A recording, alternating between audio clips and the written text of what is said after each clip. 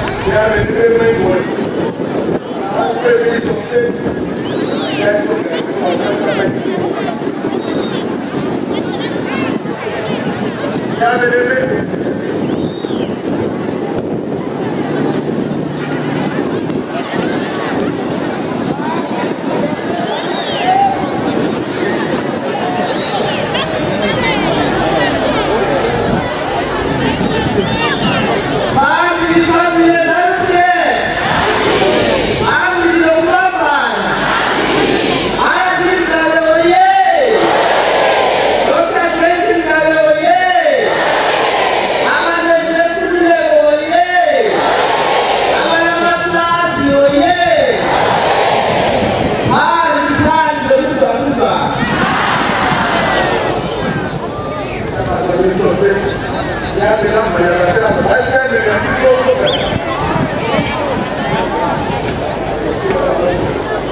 Come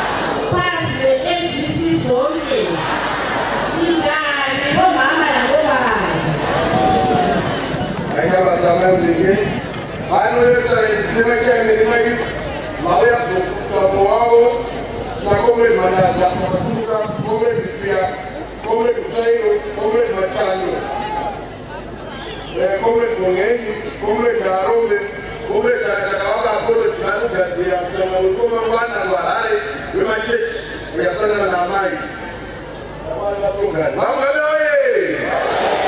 Pastor FDC. Atiamele maika excellency. Palo takare excellency member the national executive the youth league Dripan. Jakuba wasumu wese wala wale mazita na komre Garakasha, komre Dombo Zungu, komre Ibo, komre Muto, komre Mahashi, komre Tagaria, komre Machebete, komre Rosias, komre Christine Darona, komre Kofu, komre Jaya, komre Situ, komre Moyo, Kajamatamba, komre Mzesa, komre Darona, komre Ruayo, komre Kofu, komre Jaguara, komre Mtonoza, komre Kazizi, komre Nasasa, komre Jasukweli na wakalinga wanadelu selu na wanakunga benga kunga na wamila hizi. Family, family, family. Family, over the family. Dr. Amai, oye. Dr. Amai, oye. Family, obrayo. Family, obrayo, muche. Youth, oye. Pasi, nema FDC, oye. Mutera wakalinga, wakalinga imasi.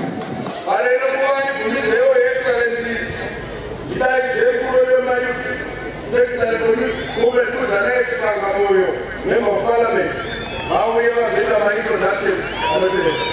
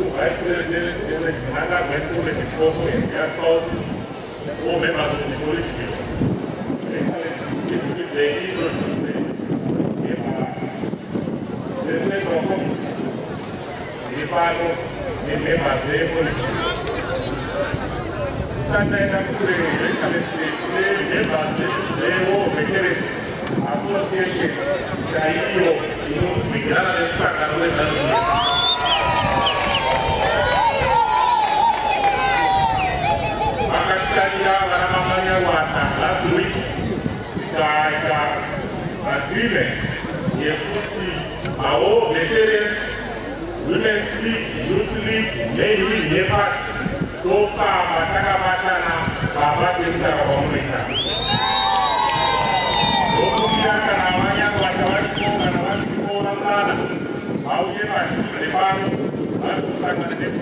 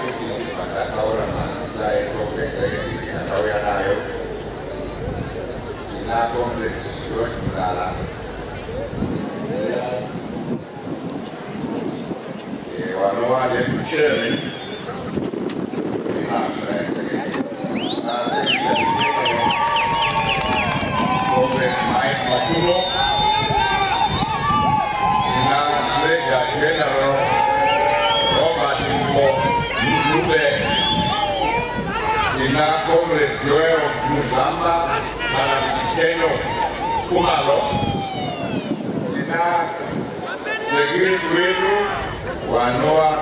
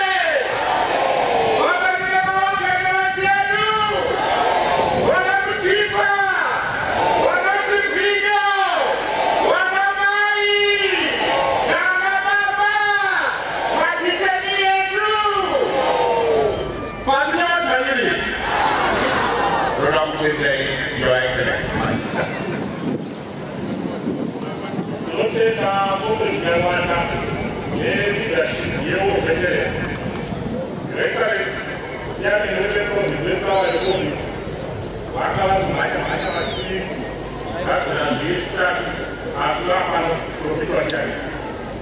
Come viene si può.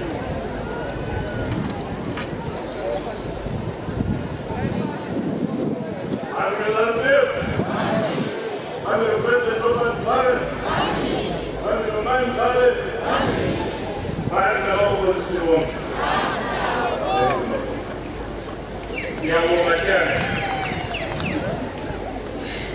Quella è la demolizione.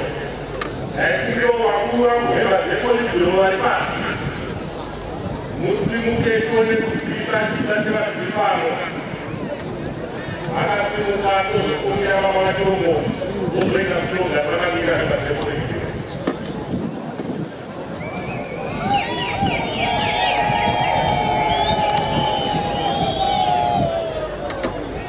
Le politiche Takawana Sindai.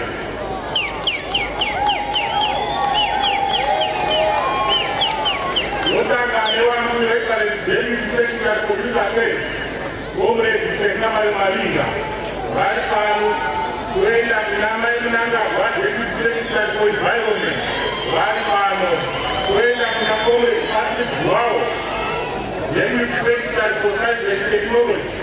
Raipano, Comrade Abdul Susana Headmaster, Daily Sector for Economic Raipano. And the Medina Tower has So we are a Namayon, Sector for Small and Media Enterprise, Raipano, Abawa Kumbo, Abadora Kumbo, Sector for Education. Raipano Zakane Excellence. Abawam Denge, Secretary for External Relations Musaka. Raipano. Abawam Dejawa Committee member, Zakane Speaker of Parliament. Parliament Zimbabwe. Raipano. Abawa Uwe, Secretary for Production and Labor. Raipano. Abawa SK Imoyo, Manoe Zakane Secretary for Information and Publicity. Raipano. Aina Zombe. Manoe Committee member of the Republic Bureau. Raipano. Secretary for Science and Technology, Professor Jonathan Moyo. Raipano Excellence. Abawa Secretary Secretary for War Veterans. Raipano. Abambo Haji, Labemo Haji, Secretary for Security. Raipano. Police officer, Comrade Kasuere, Raipano. Abawan Kofu, Secretary for Finance, Mario Musangano, Raipano. Lopez Abawan Kofu, Manuel Musangano, that's the Secretary of Administration, Raipano. Abawan Kofu, Abawan Kofu, Abawan Baba Malina, Raipano, the Secretary Africa Mike and Secretary for War Veterans, Abawan Administration, Tukubio Sananya, Amina, Emma. Abawan Gabe, Amena Venica, Dona Grace Gabe, Nebubatana. Kunyoresha kuvota pasi FDC makaniko magomezi Rotena Wachomo Excellence Yopina Makaka Nanananga kwa Vice President Excellence Amakasa Udrama Zeyo Achipate Maka Excellence Rotena Mama Wamkoko Mama Wamkoko Awanakuya Vekamsuara Nasi Apele Bwana Maikoko Ikafukia Mama Wamkoko Vice President Usimukela Maikoko Musanga Niliwani Vice President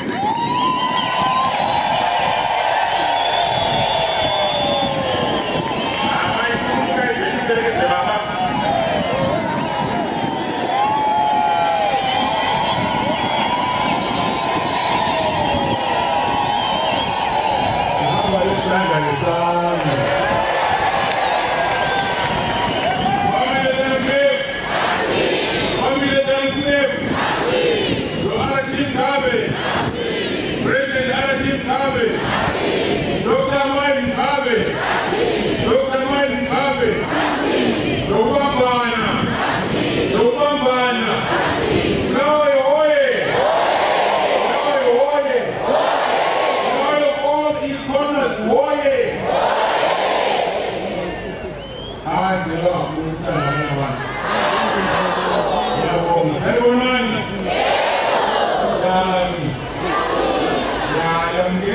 President Chavo. Thank you very much.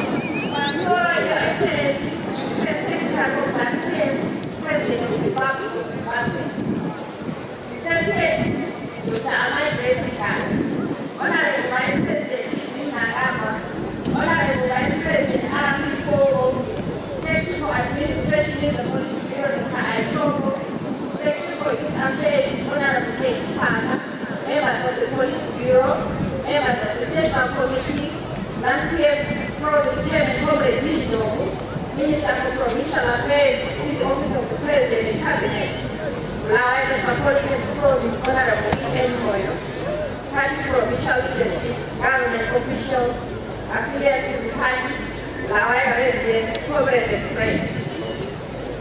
It's an honor to host the first of this kind presidential youth interface rally in Lawayo Province. Your Excellency, may I start by thanking you and mine and the entire leadership of ZANU-PF and the government for being with us today, the youth and people of Lawayo.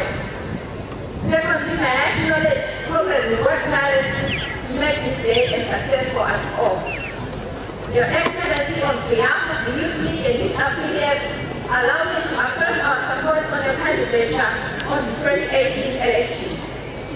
We will run behind you to lead us for another term of office. Clearly, there is no one who merits yourself, Your Excellency. Your clear position and emphasis on youth empowerment and youth development has been platform for the youth constituency to find the streets and participate in national development. We also thank Amai for supporting and emphasizing on this position. As an outcome, we have capable young people taking up office across various sectors. Thank you, Amai. Youth in Lawayo have many needs, Your Excellency. The most critical and urgent of them all are access to shelter, farmland, mines, funding for equipment in their various industries. We have also noted a broad number of non-productive youth due to inadequate resources for them to start their own projects or get skills training for the labor market. Your Excellency, we seek your intervention on doing settled in gazetted farmland within the 40-kilometer radius boundary. Efforts to fund such farmland are being made by Joshua Nkomo Consortium. Success of such projects, complemented by the Presidential Input Scheme and Command Agriculture, will allow us to create productive and sustainable agri-villages that will bring a broad range of economic benefits to the province. Your Excellency, we appeal for tough measures to be taken against individuals fueling money laundering and driving foreign exchange rates up. It's an act of exploitation in innocent citizens. May such individuals who suffer this economy put in jail.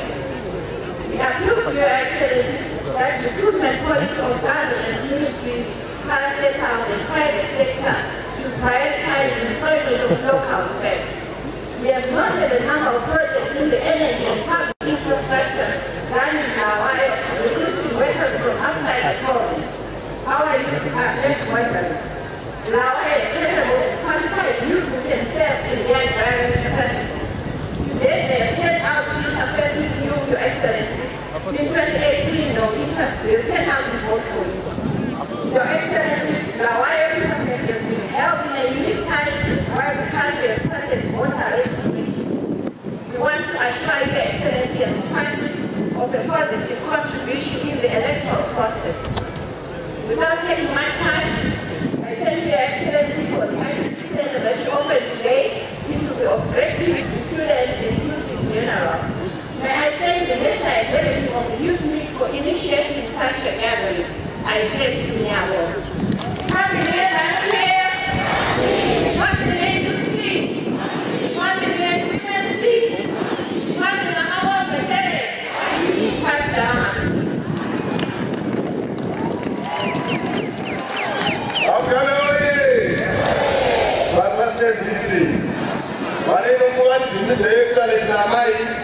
You want to display from the Common International Service.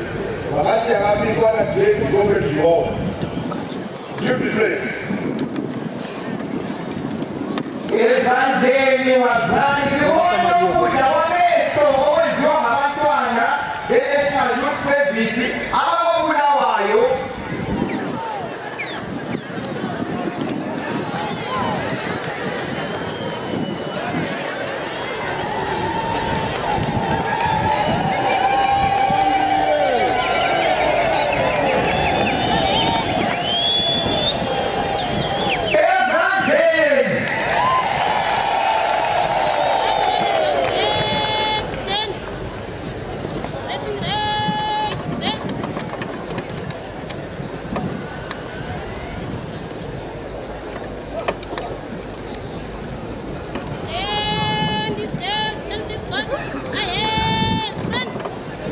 Zesibona uKT uRSM wethu mazana omuye yedwa uminikuleleyi ongumama weRSM esiyacela ivumo yokuthi bejile lapha sibabone ukuthi ukudlama abakufundayo kubo zonke nje benza kanjani.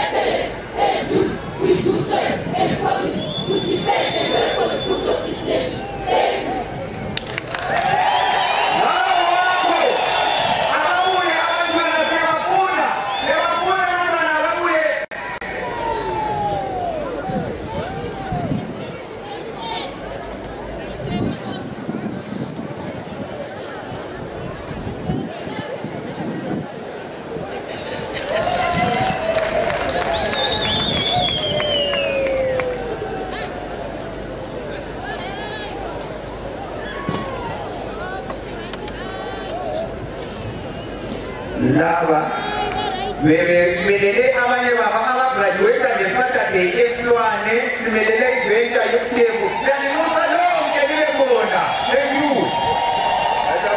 Bayabasa Excellency bamwe bashoma national service komanda wao yanozitaliyo mwe wakana bashoma national service Doza kaka zaiko na comrade wao kitali cha comrade mabua wajapata iko hapo batena kumei tunazukuza lao kabe oye abela kabe tete basa service banelo kwa excellence kumei dai dekulo mayu comrade kuzana ipanga kesi batwe basho wao comrade panga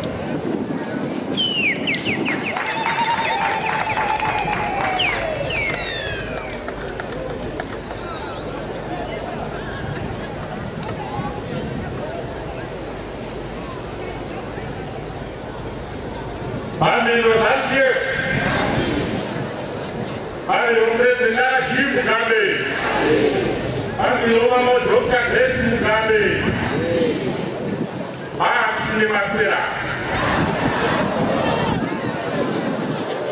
Dr. Comissário Covidamanisha, Youth Comissário, Roti Pamsoroi, His Excellency President Pamela Mugabe, Pamsoroi, Dr. Grace Mugabe, our First Lady Secretary for Women Affairs. Pamsoroi Vice President Wamnangagwa, Namai Nangagwa, Vice President Wamkoko, Namai Koko, Secretary for Administration, Comrade Batombo, Member Gross of the Police Bureau, Deputy Secretary for Youth Affairs, Comrade Malinga, and the entire League, Center for Administration, Women's League, Women's League. Mao veterans, Manamu Vinawata, Executive Yenyu, Ma Provincial, yes.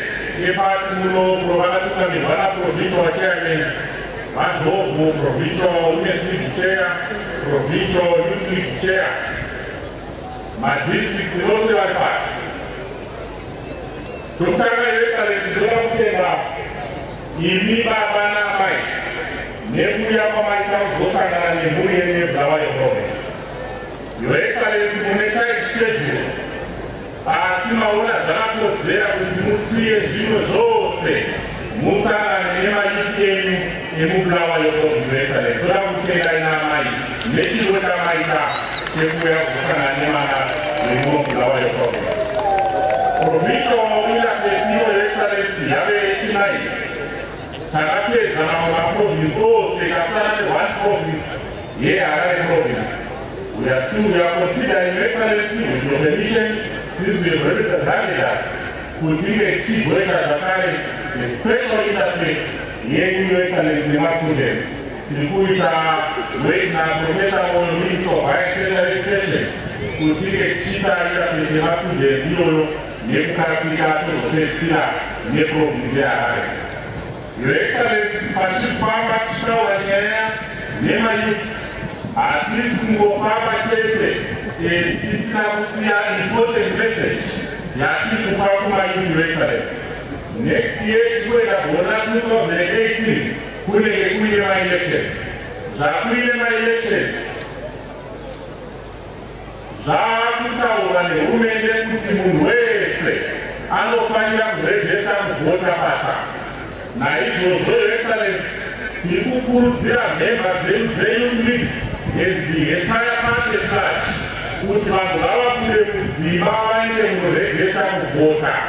Tiri kuzvitaura zveivhita our material yetiri kushandisa yeparty gallery tiri kuemphasiza nyaya yekuzvezesa kuvhota. Comrade Anna uyai t-shirt senda kwadini uyai t-shirt yenyu pamberi panapa. Your Excellency, believe party material tiri kushandisa yeYouth League ine zvinhu zviviri zvatiri kukoshesa. Chekutanga ndochakanyorwa musana kuti register to vote. Muyuthi wese weZANU-PF unofanira kungochibuda mungochi register kuvhota. Wapedza kuregister kuvhota, gore rinouya ochiita zviri kumberi uko zvekuvhotera presidential candidate yedu President R.G. Mugabe.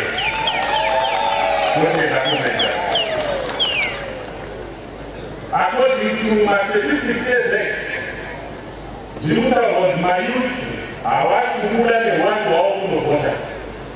Naizvozvo Excellency, toita re-emphasize zvataurwa naPCO Youth League kuti the area dzabheta party ngaikwanise kutitsvakira dzimotari mayuth aone kuita mobile vachikurudzirana kunoregesa kuvhota. Pakawanika dzimotari dzekuti mayuth apinde mune vamwe vavo vachiregesa kuvhota, tinovakurudzira kuti varegese kuvhota.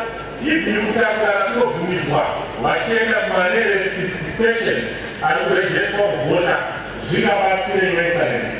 Madzimai hakuna dambudziko nekuti madzimai vavanhu vakuru vanoziva the importance of voting. Kumayuth ndokunodaka kuchiitwa re-emphasize the need yekuti everyone register to vote, so as to enable us kutinge tiri ma-voters come 2018. Your Excellency, takauya muno Bulawayo province tikasangana neleadership yeparty, tikasangana neleadership from a provincial level kuenda kumadistricts nekumabranch. Vose Your Excellency neuwandu hwavanahwo vakafara vachibva kuti Bhushungu muri kuuya naamai kuzosangana navo muno Bulawayo province. Vane nhunha dzavo dzavainadzo vagari muBulawayo, takazvinyora pasi tichachita kwamuri Your Excellency. Asi chavari kutoshesa kuti dai hurumende yabatsira Your Excellency, vari kuti maindastry emuno Bulawayo mazhinji acho akavhara nguva yakura. Dai zvaibvira hurumende yaita special attention kumaindastry emuBulawayo, zvigobatsira mayuth kuti angatora employment, zvigobatsira kurevive our economy. Vari kutenda Your Excellency nemutemo wakaiswa nehurumende weSocial Instrument 64 wekuita kuti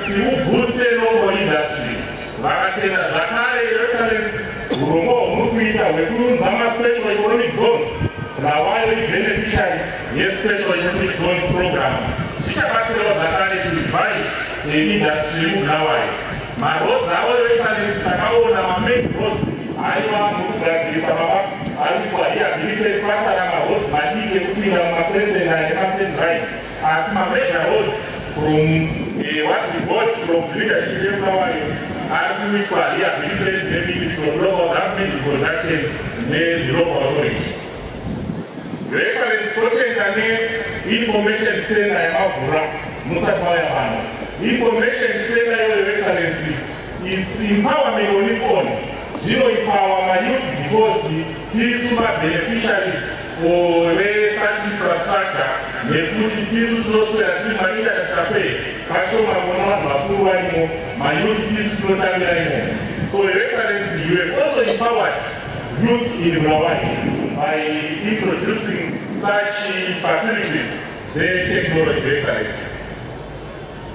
Tinotenda, Your Excellency, the program yatinogara kuridama National Youth Service, but we also want to see pane mayouth akaita National Youth Service vakatanga kushanda on contract kubvira makore ma-2003-2004 vachingoro contract, Your Excellency, nanhasi hurumende yatingira dayaitoya mayouth yayo on permanent basis because already they are in the system. Navaitoyewo vakwanise kuona future yavo, vakwanise kuona chizopiwawo pension, Your Excellency, because already they are working for the government. Tikusimbisa, Your Excellency, discipline amongst our ranks kuti discipline yataurwa nemayouth national service. Isusu leadership yenyu, we are not going to tolerate discipline mumayouth ranks edu. So, vanenge vachiita discipline hamuna space muzansi youth league. Tokurudzira kuti taite discipline, abuse social media pasinayo hatizvitarisire izvozvo muyouth league yemsangano weZANU-PF. Your Excellency, handingagari pasi ndisina kutenda amai zvavo. Amai nekuliga by example. Muri kuita kuti madzimai ava vakagara mumamishowo vatange kukoshesa kuti nyika inombwa nevanhu vakadzi. Mune zvakawanda zvamuri kuita kumazowe. Ibasa guru remuri kuita amai rekuti wakachenge mwanasikana wako asiri biological child wako uchimuchengeta amai. Mwari ngavakuitirei nyasha. Havasi vachibva kugona malokete namai. Vamwe utora chikafu vachirasa mabhini asi achiziva vanova nechizivo kake vari kuvara nenzara. So basa riri kuita mazuva amai ibasa rocherechedzwa zvikuru neYouth League yetiri kuti dai madzimai ose vachera matsoka enyu amai tinogoverera nyika yakanaka mune ramangwana renyu. Makatanga chirongwa chehuku chamuri kupa madzimai, huku dziri kuramba vachibatsirikana. Zvamuri kuita amai, muri kuita zviya zvinotaurwa zvinzi dzidzisa munhu kuraura so that mangwana azokwanise kuzviraura ega. So tinoda kutendai zvakare nenyaya yechirongwa chehuku chamuri kuita. Pamunoona huku ikoko amai, mukazoonawo dzimwe dzinenge dzazisarawo, mukazopawo mayuthi amai vazoonawo pekutangira.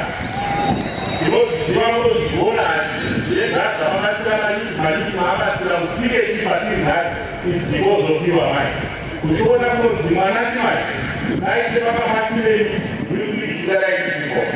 Imwe navo amai makadhizaina Zambia rakapfeka rimweka. Zambia rataudza here amai, rataudza nekunaka kwarakaita, asi problemu yavako ndeyekuti vanhu riri kuvaita shoma mumaprovinsi. Dai zvaibvira muite kuti maZambia avanika akawanda maprovinsi amai, vanhu vazhinji vakwanise kuti vachimawanawo tanzwa yekukumbirwa mashoma edu etinawo atinopfeka tichienda kumainterface. Your Excellency, part yasvika pane chimwe chikamu. Next year tiri kuenda kumaelections.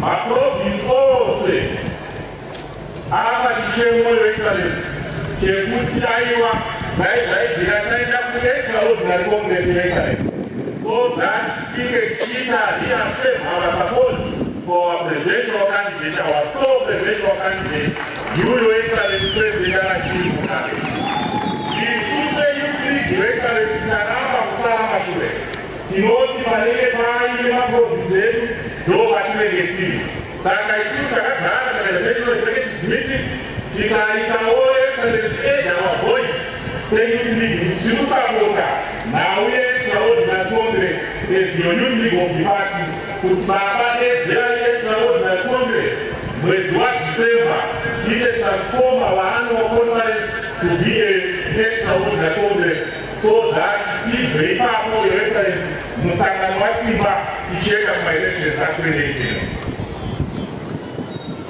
Pakwetuwe ya Your Excellency pa congress ipa pane chitemo chakapiwa nemaprovince ewomen's league chekuti Your Excellency ngatichidzosere iwo chigaro chemadzimai papresidium Your Excellency icho ayanika kupresidium chitemo ichocho chakaurwa zvekushungo madzimai ari kudawo kuti pamamonya ipapo gapa vandiova imuhurikati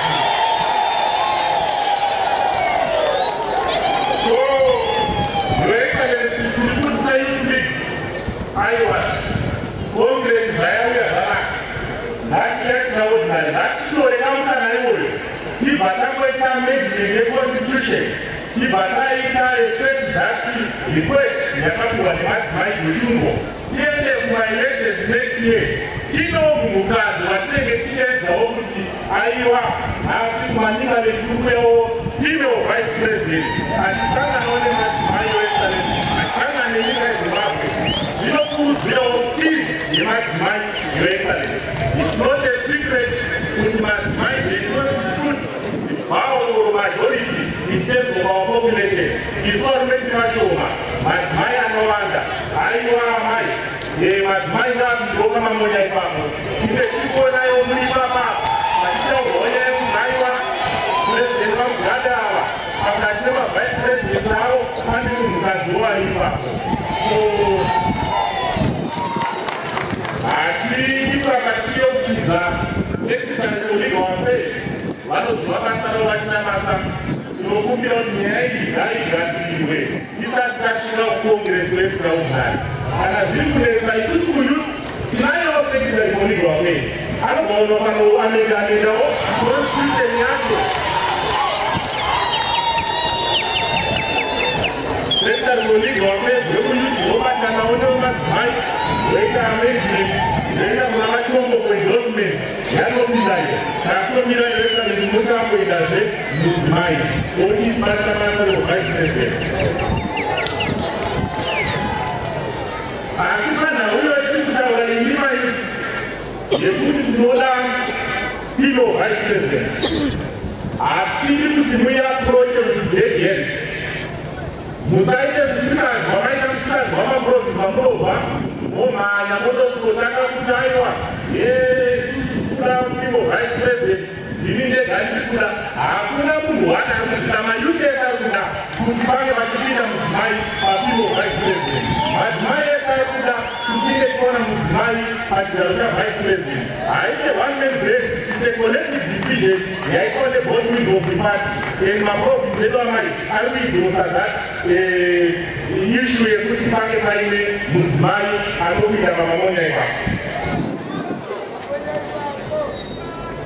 Robert Your Excellency Richard tinoda kukutendai baba namaenzano sere masvoda apera maratidza mayuth mavaticha chidzidzo chiri very important maticha mayuth nyaya yeunity maticha mayuth nyaya yekuashikani factionalism maticha mayuth chidzidzo chakakurisa Your Excellency namai asi mavaticha musingazive amai kuti mutoticha vana ndingaikutaure takakumbira kuti amai nababa tinodawo kuti mayuth patinopedza National Assembly yemayuth vauyewo kutendao kuti vazoitawo nakimenisi zvikanzi amai mugabe kana mayuth ati achiuya ngavabva vauya vese hatiri kusarura kuti ava ngavauye ava ngavasauye vanhu vese mayuth ese maprovinsi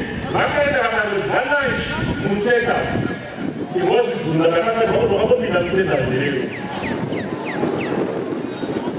zvine zvazvinoreva ndezvekuti muri kuticha mayuti kuti hatidi kusaudzana musangano hatidi kudhivhaidha mayuti musangano ndokudzira zvakare vatinoti musangano kuti ndapota heads of the youth league youth league ndeyababa namai mugabe secretary for youth league ndini chipanga kana paine zvinodiwa nevatungamiri venyika baba namai vanotaura ini ndinozotaura mayuti yoekalesi namai makapa mayuti ndege mayuti akaenda murashia hamuna kutaura kuti ndapinde ndakapinde makati vese vakarejesta ngavapinde mundege aiwa timukaenda timboita zvezvo vakaenda musochi kurashia saka ndifadzaina ndakagara kumberi ivo vanga vagarawo nechekumashure ose zvigaro zvavo zviro panekani ndakagara nemanejimenti kumberi pandakanga kusvika musochi kurashia takangonzwa vanhu vese vakuti mushungo ndege ichilenda yoekalesi yapinda kurashia haiwa tinokutendai baba tinokutendai amai nemasoko mashoma iyayo panhasi timbogumira pano zuva ranhasi harisi rangu ichipanga izuva renyu baba naamai rekuti munge zvisangana nevana venyu ndigumbire ekalesi ndikumbire amai venyika yezimbabwe mwenye wazvo amai Dr. Grace Mugabe amai muye kuzoimo masoko mairi makati nevana venyu ndijei kusagereziyo zvowirirana naamai wekuti amai vachisimuka kuzosangana nevana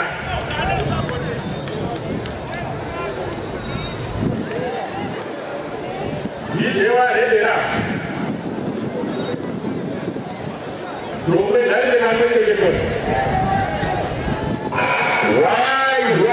Why the hand of the British? Why the hand of the Americans here? Let us ask that. So, Blair, keep your England and let me keep my Zimbabwe.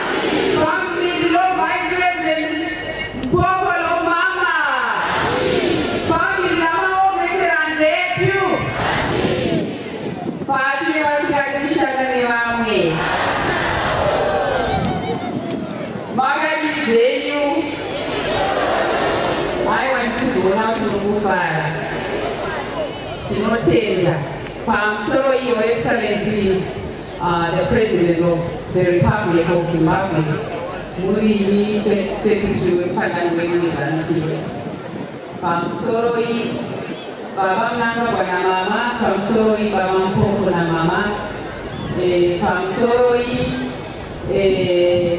Minister of State for Provincial Affairs, Mama Sanmoyo, Pamsoroi, Comrade Tombo, Secretary of Administration, Pamsoroi chairman way comrade, chairman way comrade.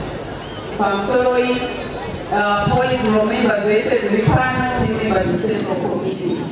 Pamsoroi Women's League, Pamsoroi Youth League, Town and Wayne. Pamsoroi Mao veteran League, Atukanga Way, Jamakati Tira, Takasi Mukaruda, Kwebata Makati Tira Kaoma, Ijojo Atukangani. Pamsoroi Mapotore, Negative Test Mangwana, Halala. Note that Peter was a commemoration when you Pamsoroi waited the pan. Not tell I didn't say that, but Panga is over Makaita. Yawana also the Rako there, intended. Mama wants that my community information center. And about that, if Mama and the Rako there, I should have resonate well with the program we made in my youth. In my youth also go and help me for empowering information. So that you don't change looking at the bomb, Papa Omi Sanga, thank you very much for coming to one of the posters. Mugambe Makadaro, my post office is Wanda, through the country to the Chinese one. No Mugambe technology, Vanata, Ratamba, president. Sagaisho, today of Vanava, Italy, but one information about the Wanda. Vatanga. Notendai, Yana Inoi, Muchideza president, Kumasanga Dimani. Muchita is a way to the country, could one say that of power.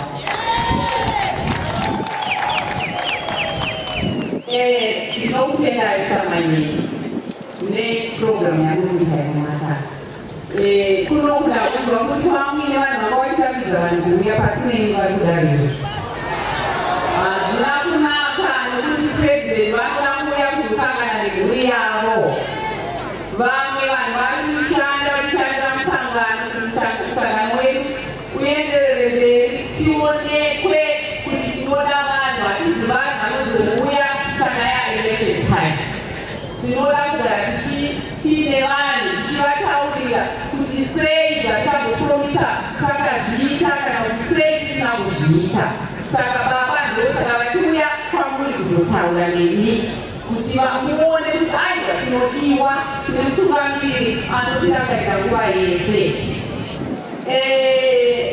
Kuno kunawai ndinoda kutendai, ndinoda kuti kuno ungano makabatana ramai makada kuchara pamwe chete. Tiri kuzviziva kune matambudziko akawanda anotaurwa naminista of state vachitaura kuti mafactories akavharwa hakusvikwa manufacturing inofanira kuitirwa kuno. Ndinodaira kuti semusangano ndozvatinada ichitarisa pane kuti tirwisane zvatiri kuita tichiita nyaya dzefashionalism. Ndinoona kuti tikatarisa izvozvo kuti vanhu vawane mabasa mayouth hongu tikuita maindapins but at the end of the day vari vapinda mumakurozha mayouth aya hasi mayouth ekuti vana mayouth vane mhuri vanoda kunochengeta mhuri dzavo. Saka ini tinofocus inofanira kunge iri pakugadzirira vana upenyu hunoenda mberi zvinhu zvine future. Mukaona pakati pekumarija tichiuya tichikutaurirai zvisina kutaurwa napresident musazviteerere. Kuno kubulawayo pane nguva nokuti ndapiwa taimtumatuma ndatarisa paprogram pavakapiwa penziva ndogona kuenderera vange pane okay ndoda kutaura nditari nyaya yaJonathan. Munoda here Jonathan? Wakaipe hapana chaakaipa. Munhu anofanira kuzvimiriwo. Zvinoitika ndezvekuti vaJonathan vakanzi vane mhosva vakuti nyatsokudzaitie zvikanzi vane mhosva. President vakati okay zvanzi vane mhosva ndakakuseta ikomiti investigate mhosva dzake. Ikomiti yakaenda ikandotarisa vakauya nemafaindisa avo vakapira. Instruction was given by the president. Kuti okay, kana inimi nukuti Comrade Jonathan Moyo, some of the man makaita zvakashakazi vatombo can you write a letter exactly? Andisi kunyepa gawe andisi kunyepa. Yonaitara mzee kuti muauze mufaiwa we are satisfied kuti mimari yakashandiswe Comrade Tumba vanova tsamba yacho iyo. Zvino intransinazivisewo ndechekuti Comrade Moya vakamboti shandei navice president Nanga mukuzvino vachiita zvinhu zvekuda kuronga pati vakagonga pati yavo vanese inonzi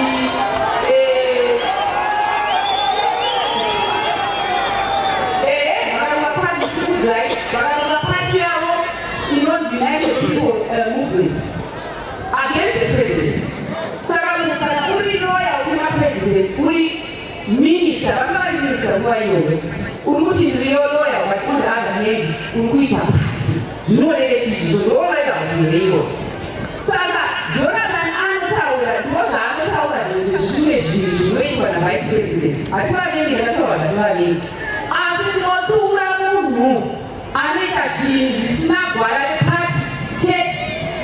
Saka akataura zvinhu zvakawanda ndichitaura muzvinhu padzokupamari vachisevhesa mariyo vachidza akazvitaura. Saka ndokuva ivo zvakavagungura pari kuda kusvika inde pekuti president vaita instruct tsamba inyorwe iende kuzek tichitaura kuti mari yakashandiswa sei imwe yacho.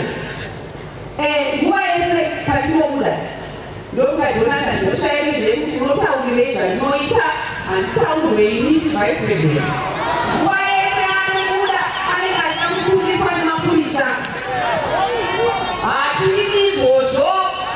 Kana Jonathan aine mhosva ngadziende kumatare. Hatiri munhu anoshandisa simba iri president, but I don't want to abuse this position kudzvanyira vamwe. Hamene namukasara kuzvinzwa nezvenyu vasikukudzai zviripo. The only man who is good in this country is the president Mukami. Period. Hatiri zvenationalism. Kana hatizvide Jonathan was appointed by the president, and you must know that kana mapiwa mari kuti muite bhubhu, but I will say it. Handina basa nazvo. I am the first lady and I will stand for the truth. Yes. Handikirire ndakutaurai muzaikuti nemakuda mundipfuure and I will say the same thing. Handikogara zviri ndakutaura. Hatidi kuti pati ivhiringidzwe. Hatidi izvozvo. Kuno kuitwa zvinhu zvenationalism pasi nevanhu vari pedyo. Pasi navo. Yes, we are going to Congress. To Congress and the person watomira naye isusu kuti ndiye weZANU PF is the president kugara my husband. Ndona yaitoitoyo. Chimwe chinhu. Hatidi kuita zvinhu zvakadaro. Izvozvo unenge matuma kunaita kuti kana vakutaura buhe. Go ahead, do it. I don't care. Ndine simba inozvimirira ndine nhengo dzakakwana inozvimirira. Tinoita panapa let me tell you this. Kuno throughout the country kwakaitwa mademonstrations. Mademonstrations akaitwa kuti izvo pasikuerenga. President Mapari akaita constitute committee kuti vaone kuti zvirikutaurwa mutasikuera kuita ndizvo here. Kwakauya maripoti acho harisiri hapana chisagoitwa nakasikuere. Kasikuere anoshandisa musangano. Tinoonesa ozonese kuti kasikuere anopinda vice president vakagwa pasi nenationalism chete zvinoti vaita pati. Period. Zvinoti vaita pati.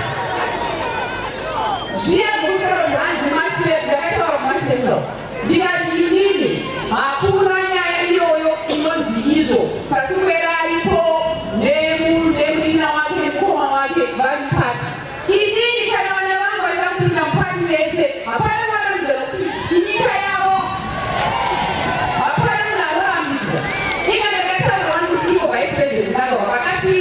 your constituents.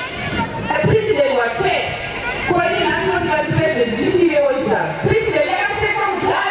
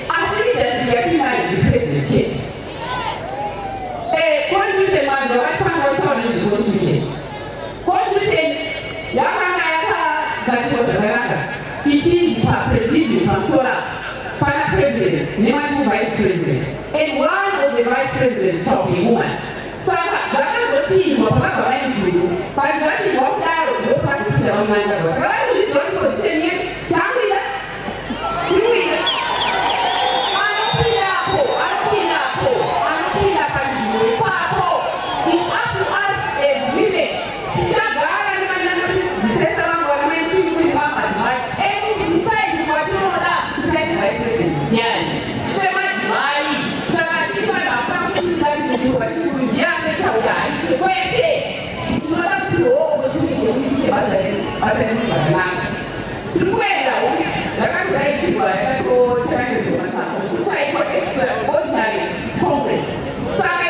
Before that time, before that conference, November, accordingly, one of the vice presidents of the woman. According to the constitution, I just put it down like to try to without 50 ways, before I think for the two, China, create Sana was on my shoe, but yet what happens to it after the way? No, I'm not going to my wife vice president, which is he propositioning two candidates, which are women. My youth edu. Yes. I think we is Iowa. No, it's my brother who is the main, Coining up in the variety and it's in Pagan. We want to Pagan.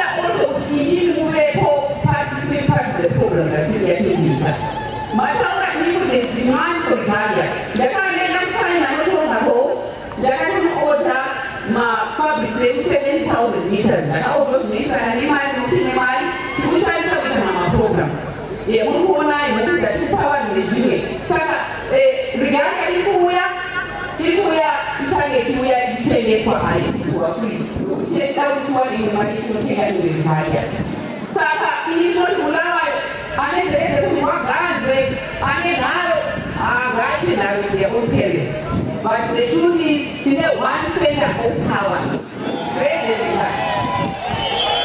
Saka ini tunapenda lekuya kwa maita. Tangwa, temone. No, tatuita matone maprogram aliwai. Tunaona uzo ulawai. Kuchibana na wani kurana. It's not about getting people to support the party, but man, one can kurana. Not take time.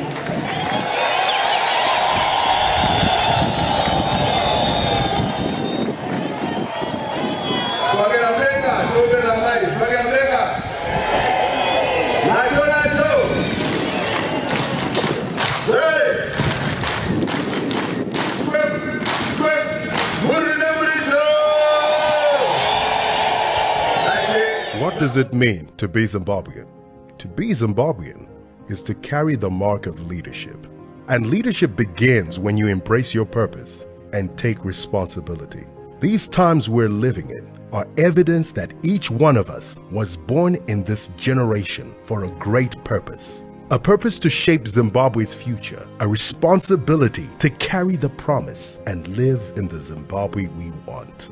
Zimbabwe is waiting for a generation of people who understand the meaning of standing up You are the stepping stone, the one with the flame of inspiration, the one with the passion, the one who has what it takes to move Zimbabwe forward. It's time to stand up and do what is right. It's time to rise and do your part. It's beyond a privilege. It's an inheritance, a pledge that everyone has to make. So rise, Zimbabwe. Simuka, Zimbabwe. Pakama, Zimbabwe. It's time to pledge, register, and go vote. What does it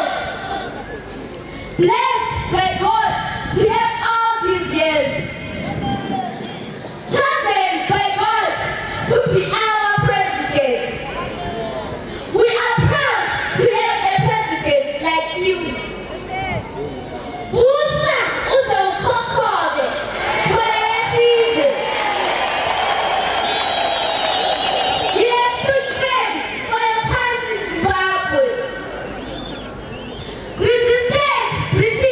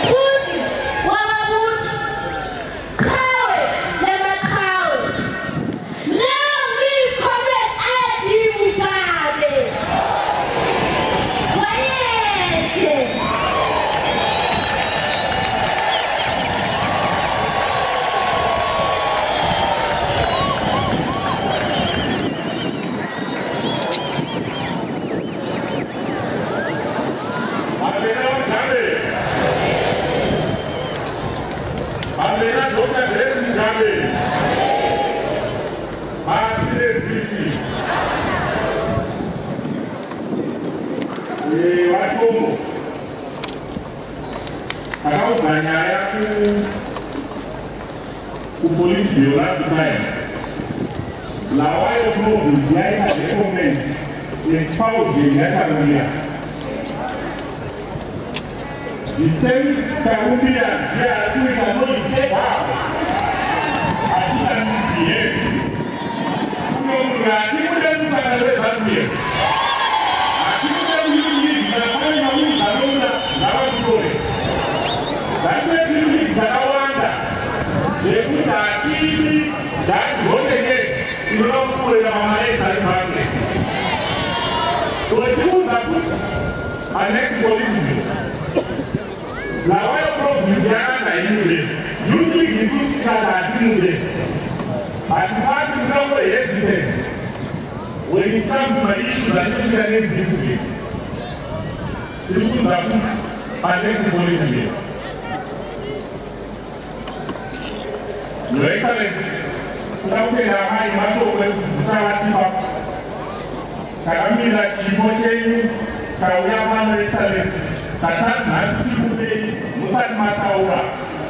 Tutaka kama chibo kechao gaji na Your Excellency. Chibo is very important to us as young people. Menzuro kakaida baba Vice President Baba Wankomo. Kawele wanataka kakaijo. Si Papa is up to Your Excellency. They usually give a shit. The party includes the provincial minister, provincial chairman. The program to run Nigeria is the election of Mountain Wallace.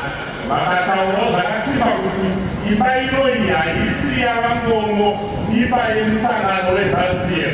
Bakatauro, Bakatimakuti, if I can see Yakwaka, with Algeria, we are Congo. And I look at the people today, people can be great people, and people who fight the English, in every week that they are in the tower. Those are two drivers who go back at the back.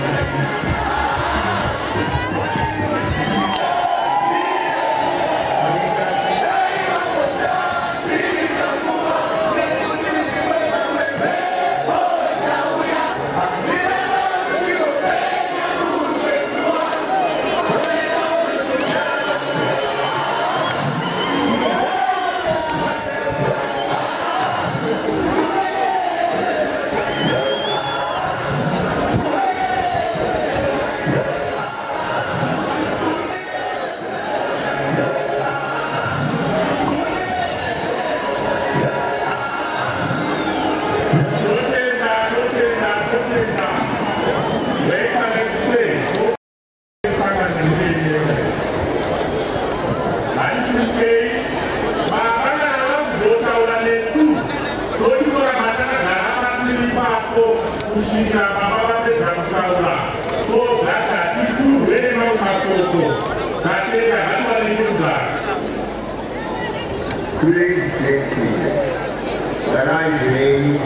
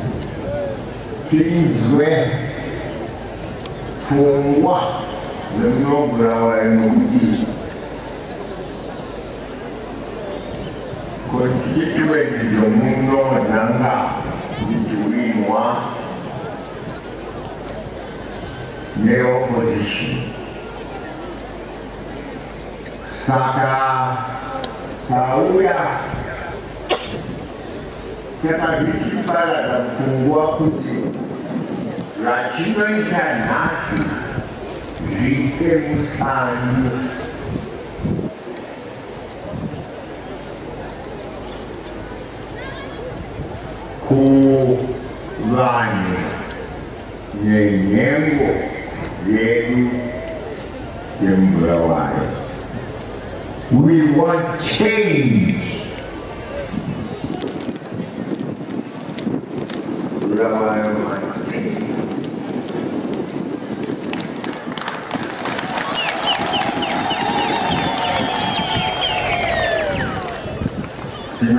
I'm glad that so many have come out. This is the second city to arrive. And we can't afford to be losing it.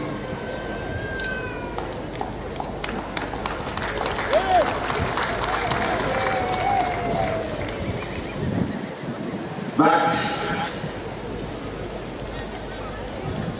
what I did not expect, which I had a bit of information about, was that some people had arranged to send persons here to woo the First Lady. The First Lady, Taura, Rachel White,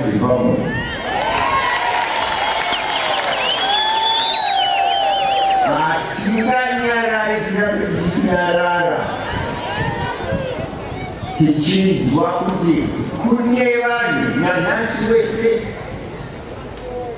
kumasvingo kune vanonzi vari kuti provinsi ino haisina vamugabe, provinsi ino ndeyavamunyangabva kumbirana zvese vaibva vanotulusa their members they ikoko asi vanhu varipo mari vavo vanoti vari kudaro vanoti nyomba zuva nezuva uyaisazve presidenti anogara achitukwa ikoko nevanhu ivavo asintiniani weyu uzhinji hwevanhu vanotevera gwara vanoda kubatana nevamwe havane kumwanyayo ko ndivatukwa muzita ravamunangagwa ikunondikwamunangagwa ko ndakatadza here kuti ndiite apoivamunangagwa as deputy wangu kana ndakatadza nevadomesa mangwana shoi kana vachapa muzano wavo nevavana vasongoja navavame navavame hatingaite musangano wokunombana ano I don't like it. Now that but I can't put over it. And I don't like it. Vanota, Kumira, Shire, Amu, Bomir, Shire,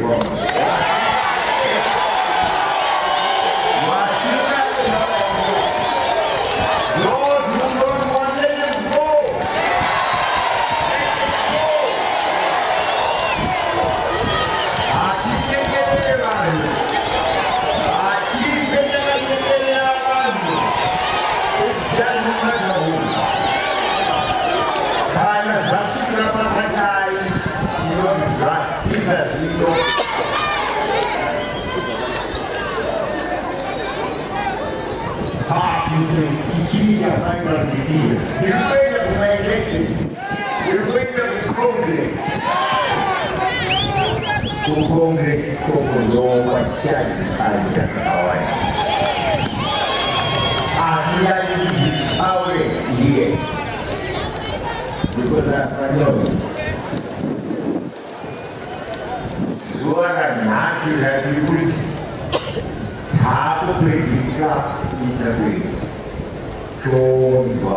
All this nonsense. I repeat.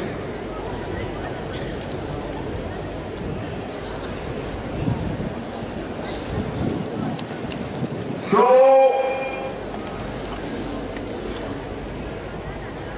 Nengo anozikira neusangano ari kumashure.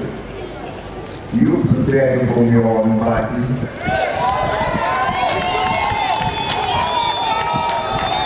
We can't have you. We can't have you insulting us day in, day out. He got my Tuesday, Murichi. What do you think you are? Okay, go your way, we go our way.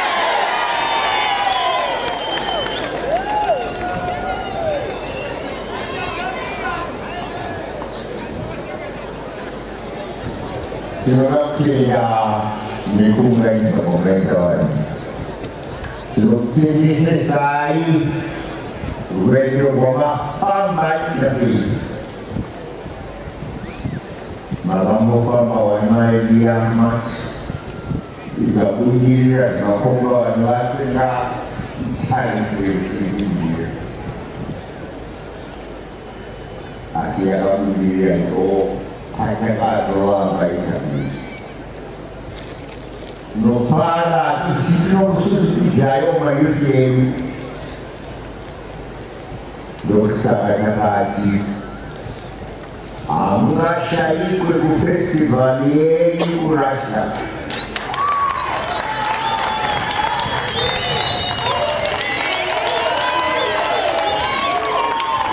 Saya jangan sarjai yang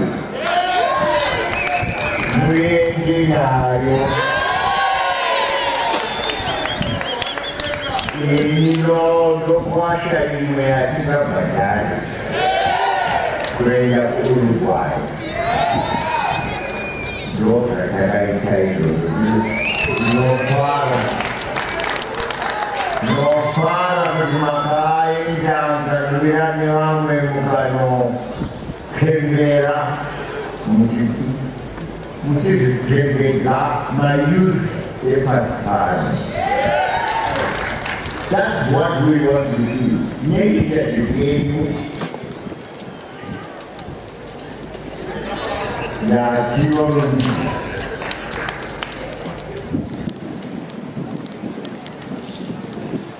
Ongo bakinesi no simba bitwa meruji tikuno kere itakati bakere mota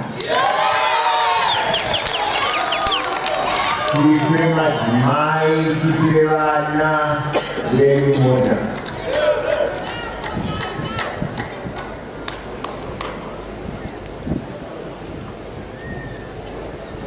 Asli no ga internet ko channel no ga channel Dikan kwa kuna chunga mo Asli kwa kan du ga pa ja Machi ko ga bunira ka mo ke wa dingira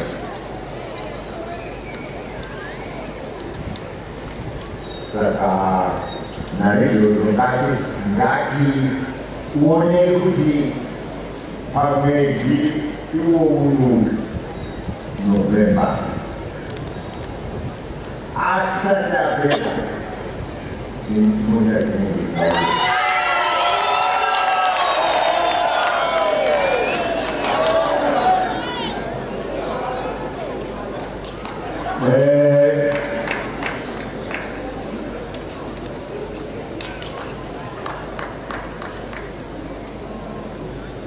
Simalaza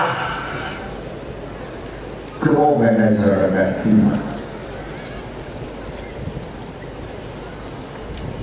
Wara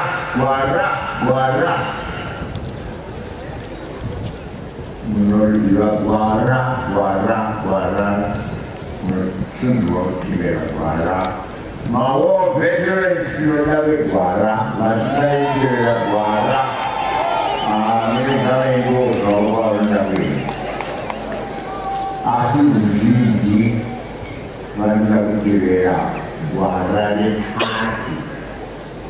Dua negara wajib isi pertunjukan wajib hati. Politik leads dekan. Yo prinsip berada hasilnya dalam dunia nanas dolar itu.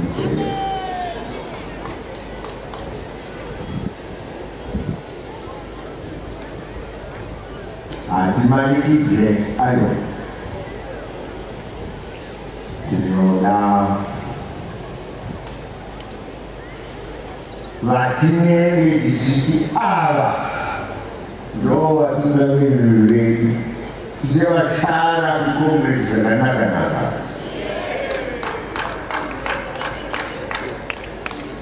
Dia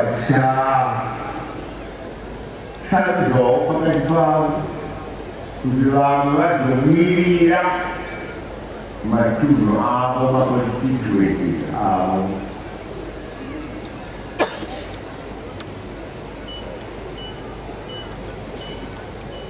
across the planet. Saya umat Ismail, kita mungkin dijual dua, karena itu kalau bisa berkomunikasi. Ini mau dicari siapa, lalu mau kasih kembali.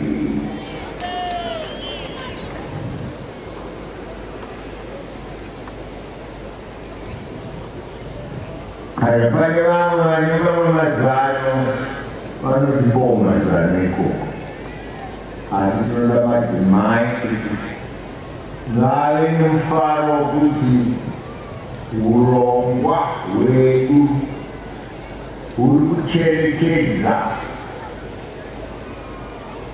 awak beli genda, ya, tak ada sih naik. Saya tak tahu lah. 야지도 서울 대학교하고 아프리카 구지수 중에 이제야 프린시프 우리 마지막에 마을의 방문 지킴이 수고하니 다가왔으면 지방군 will raise the statue of our women. Whereas yesterday, our grandparents indicated by the education of women, we will change that. We see immense value in educating the girl child. So we have now in our secondary institution together, there are slightly more women, more girls than boys.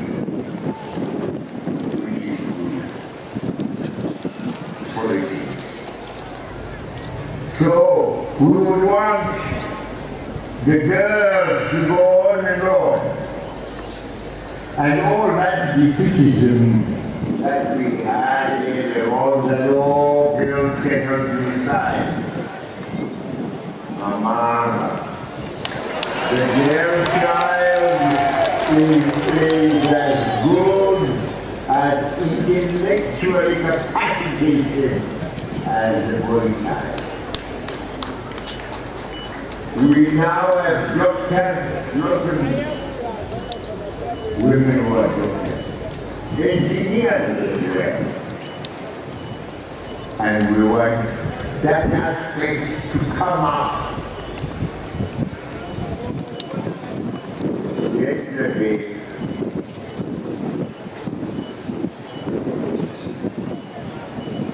after I had concluded the exercise of tapping the graduate at night. I wrote in my remarks that I wrote as that looking at my API to read outside and technology. Now, but the fact are not born out engineering techniques. Because I said, don't know what I'm serious at my industry. No, that's not enough. That's not what I mean. I want to say engineers, people who can.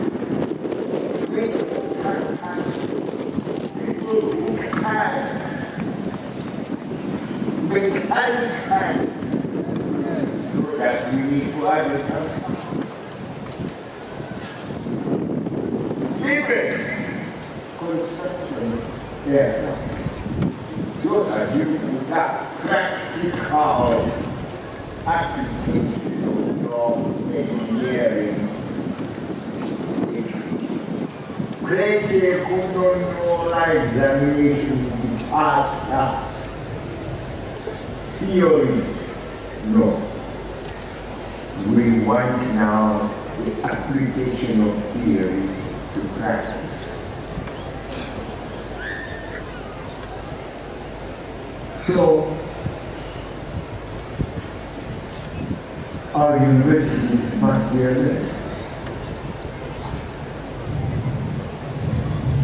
We need them to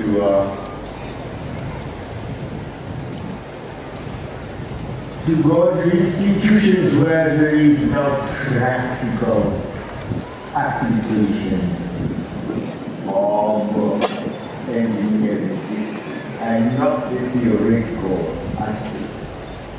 that we had received in the past. The first graduation ceremony we had was at Beach. We are running into Tokyo. Orang tua pemahaman kita.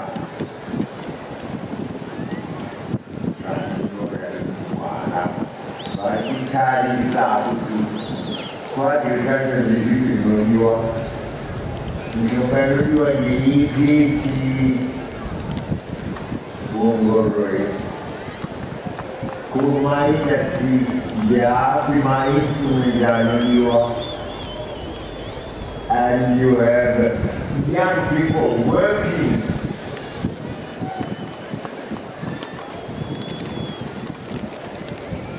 to construct structure into the instruments implement we need in our industry. Ora Timothy India Adamo.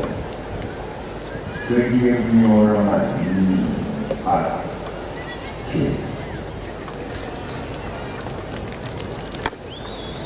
il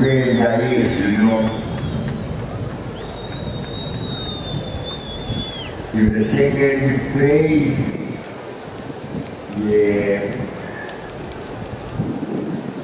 agricultural program, but we have enhanced it. Where you cover the environment, you cover the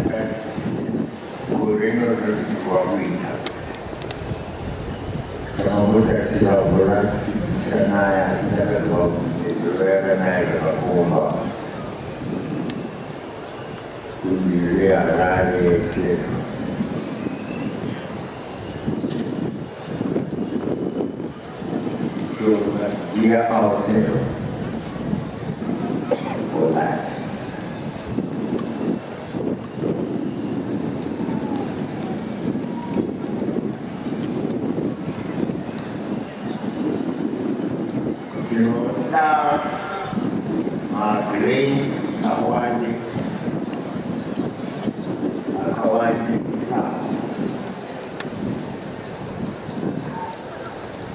Before Jesus got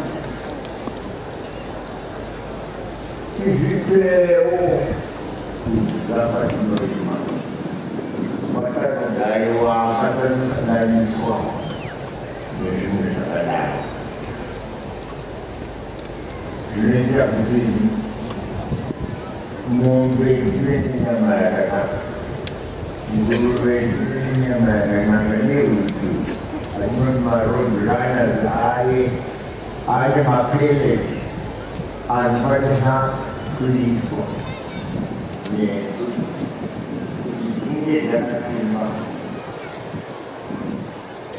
Question second about question over. Second mind. I do not. Joan Jao, Guru Aman, Kawan Jawa, Kawan Guru. Why? Jadi Shoma. Setiap siapa mama kita tinggal yang menjadi kita tak boleh mawai. Kumara Joji Habu Jawai Namai Wai Rama Wandi Wai Wanda Guji Saka English Artificially Novo Chendika Report Jija Novo Ropa Rojau Sago Muji Rojau Mashi Jati Kirama Joko Tari I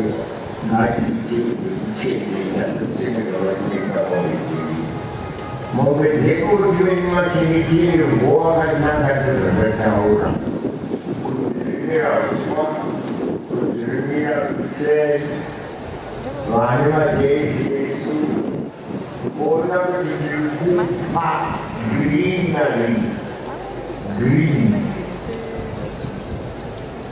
to the daily cover. Could we do so about an hour?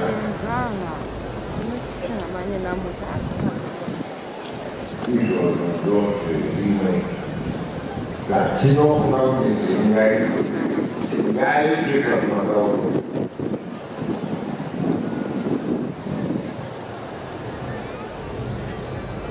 Assim,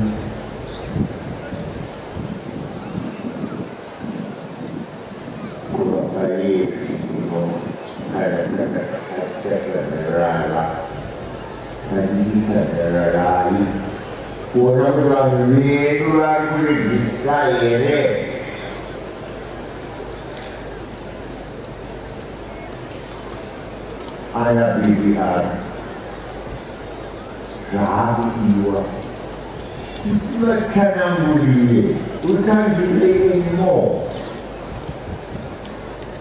And for our regime, she ready to easy this is nothing wrong with our here. Not to take a portion. Leave them alone. They are not made anyway.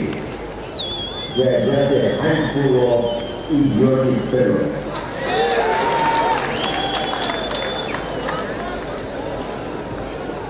Hoje de novo tema, eu não fiz o bairro. E eu me abus dequari.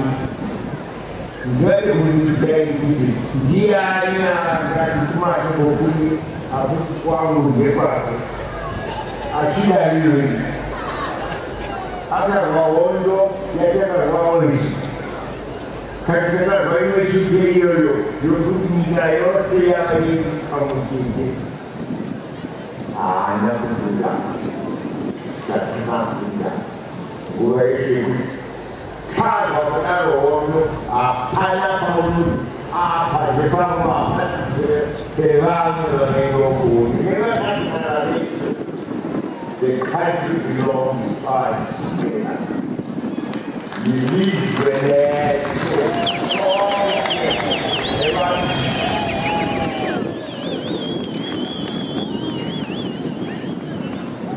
You have a shake. I have a shake with the children. You have a shake with the children.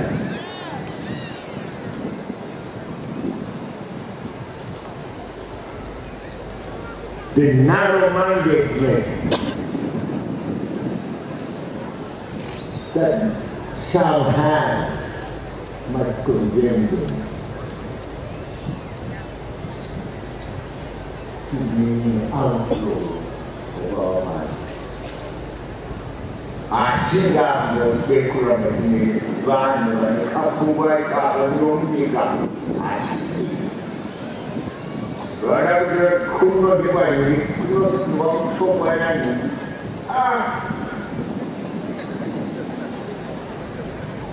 Untuk harapan, untuk kita, sudah pada sini. Cuma yang dia boleh makan, dia kisah mana darah boleh kuku, mana darah boleh, mana darah macam bila, jadi tak iwe boti. Nunggu kita cari ibu boleh dia mahu.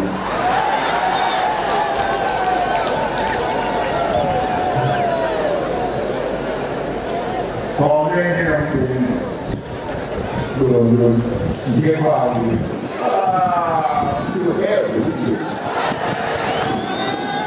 to hell again mice you must not listen to that rubbish.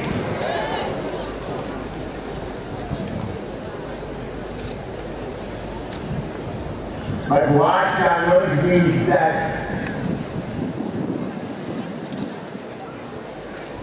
of reading them excited about it.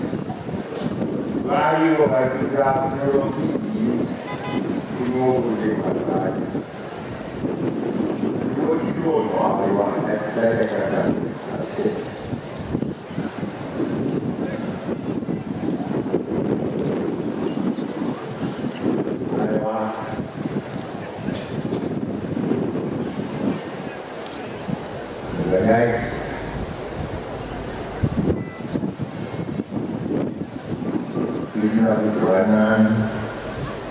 But we'll sit down and discuss this matter. We think all that are Sanganui and we straighten this matter.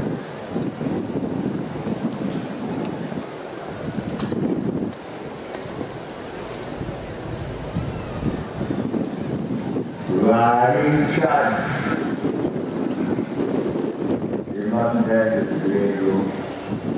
In charge now of the program that I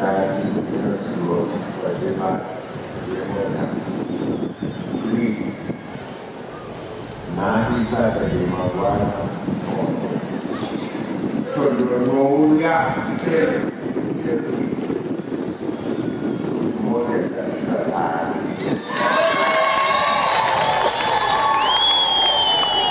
I will not wait anymore. Karena dia bukan seorang putri Elizabeth. Jauh kenangannya, let's go there. We can continue again. November is more because of the discussion about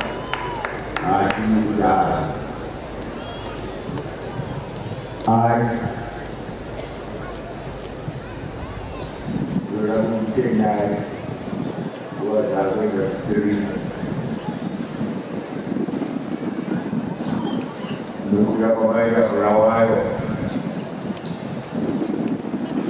Rawayo exactly said as a reawakening. The meeting between the bases a reawakening of Rawayo, a new reawakening. A new reawakening, and we shall not again receive lacking in support of our party time here. We should not allow the opposition to take it. No. That is the thing we must make. It remains staying awake and organizing the people and sleeping only 3-4 hours lessons. Let's do so in the interest of our city, in the interest of our people. Every time they showed us that lesson, it was excellent. But we know we have had problems here over our.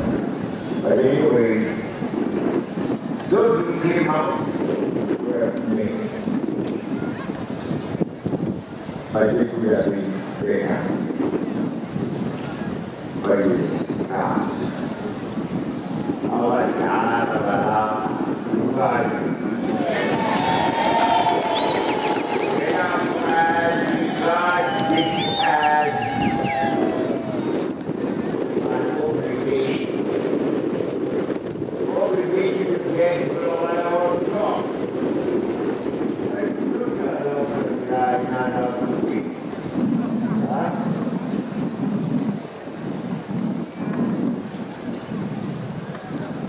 to be ahead of you. And your roads surrounding,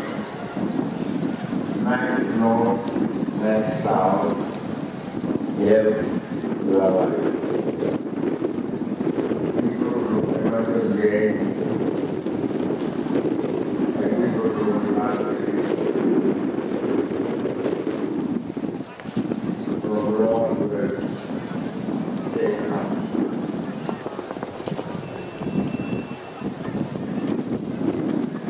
You can spend some time together for a while to redeem yourself.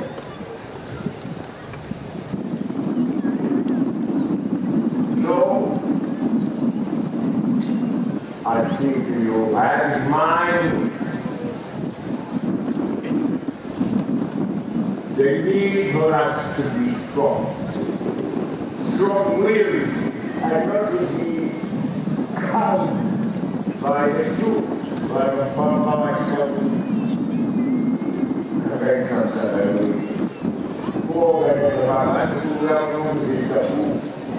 to boo-hoo in the party. But I don't my different from you. When you organize, I don't like that.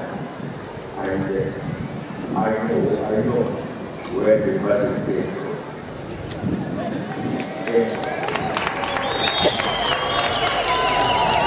You all know one night to Marara.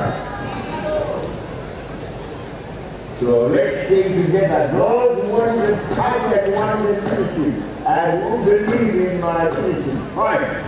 Kadang-kadang sebagai itu begini, legal, fine. The nation fine dengan legal. And I was standing their way.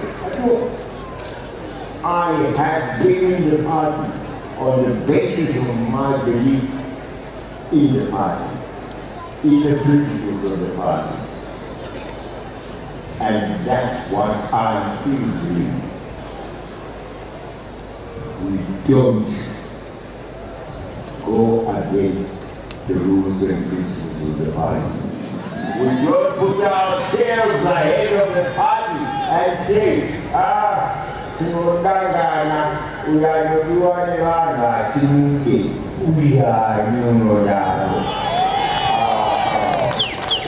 Anyway, we will talk about this much more in the party. Group communication, central committee question, we must straighten this thing out and kill it. Wanega asinga aje wakirambili ya chicken to it, let it go. Pabelo Patana. Pabelo Patana. Sino Pabelo Patana.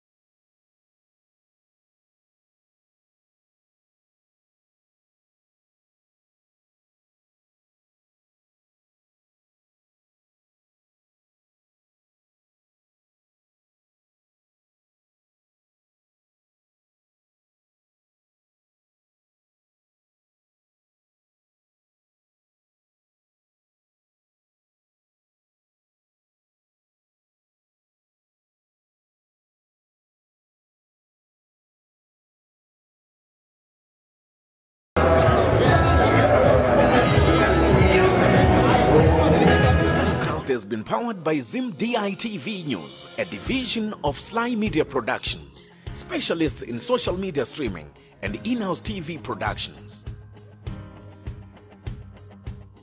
This livecast has been powered by Zim DITV News, a division of Sly Media Productions, specialists in social media streaming.